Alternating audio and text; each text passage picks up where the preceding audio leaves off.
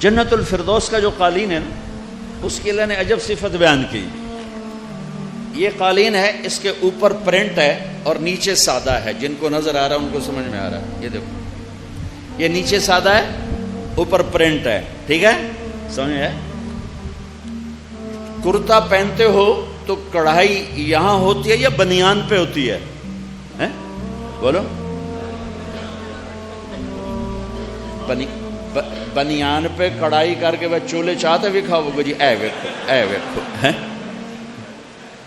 وہاں زیب و زینت ہوتی ہے جہاں نظر آئے، جہاں نظر آئے. تو میں قربان جاؤں، وہ یوں جنت الفردوس کے قالینوں کا جو اوپر والا حصہ ہے، اللہ اس کو نہیں بیان کر رہا، اس کو نہیں بیان کر رہا. وہ یوں کہہ رہا ہے زبان حال سے کہ وہ جو اوپر والا پرنٹ ہے نا، وہ میں تمہیں بتاؤں بھی تو تمہیں سمجھ میں نہیں آئے گا، نہیں آئے گا. جو نیچے یہ دیکھو، یہ مصلے کا ادھر پرنٹ ہے، یہ خالی ہے، ادھر خالی ہے، یہ سارا خالی ہے، اور یہ ادھر پرنٹ ہے. تو میرا رب کہہ رہا ہے میرے بندے بندیاں جو جنت الفردوس پہنچ گئے، وہ جن قالینوں پہ بٹھاؤں گا نا، ان کا نیچے اتنا خوبصورت ہے کہ یوں دیکھیں گے تو آنکھیں چکا چوند ہو جائیں گی.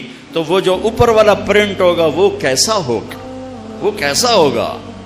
بطائنها من استبرق وجن الجنتین دان، اور اس کے اوپر پھل یوں جھکے ہوئے ہوں گے، ایسے جھکے ہوئے ہوں گے.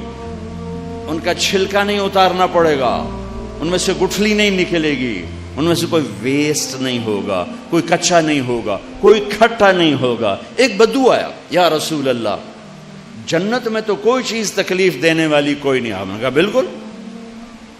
کہنے لگا تو آپ کا رب کہتا ہے کہ جنت میں بیر ہوں گے اور بیروں پہ تو کانٹے ہوتے ہیں.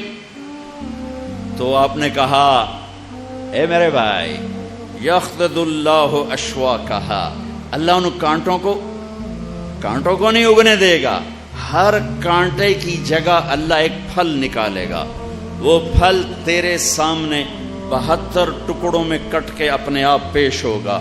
ہر ٹکڑے کا رنگ الگ ہوگا، ذائقہ الگ اور خوشبو الگ ہوگی، اور ہر لقمے کی لذت دوسرے سے جدا ہوگی، دوسرے سے زیادہ ہوگی، دوسرے سے مزہ بڑھتا جائے گا، بڑھتا جائے گا، بڑھتا جائے گا، بڑھتا جائے گا.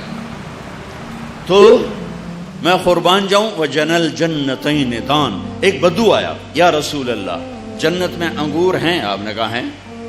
کہنے لگا ایک گچھا کتنا بڑا؟ ایک گچھا. تو آپ نے کہا مسیرۃ شہر للغراب الابقع لا یقع لا ینثنی لا یفطر. بڑا کوا، یہ چھوٹا کوا نہیں، بڑا کوا، وہ 1 مہینہ یوں اڑے، نہ ادھر جائے نہ ادھر جائے، اور نہ سست ہو رفتار میں. کوے کی رفتار بڑی تیز ہوتی ہے.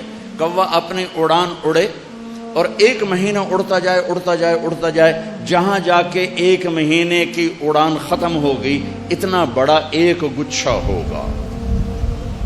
تمہارے پاکستان سے کیا پوری دنیا سے بڑا ایک گچھا. تو وہ کہنے لگا فکم حبۃ واحدہ، تو ایک دانہ کتنا بڑا ہوگا؟ ایک دانہ. تو آپ نے کہا هل ذبح ابوک من غنمک تیسا عظیما قط، تیرے ابا نے کبھی بڑا چھترا ذبح کیا ہے؟ کہاں. اس کی کھال اتاری، فسلخ اہابہ، کہاں.